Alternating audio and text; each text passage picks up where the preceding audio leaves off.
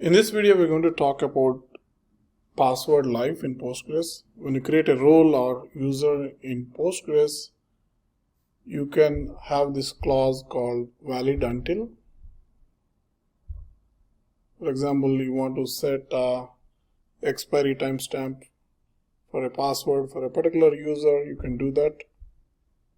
Let's go ahead and try that with an example.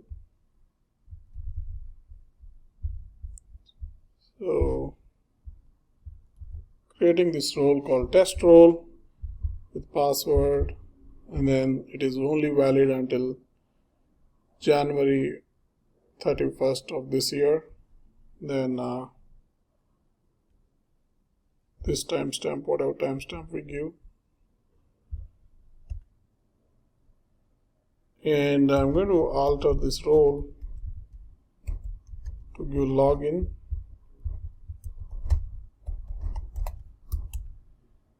So once this is done, you can do a du, and then it clearly says that the password is valid only until this time. So what is the time now? The time today is this one, like December 20th, but this password is only valid until January of this year, which means it already expired. So we're just trying to simulate a scenario where the password already expired and see if we can log in. So now try to log in using the test role and then give the password.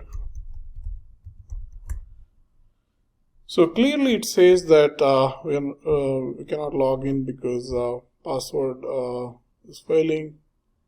Obviously it expired, as we can clearly see. Now what we can do is we can actually alter the role. Right now it is valid until this date, so you can use the alter role.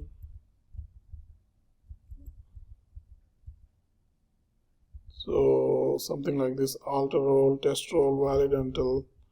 So instead of January, I'll give December of this year, maybe 27th. So now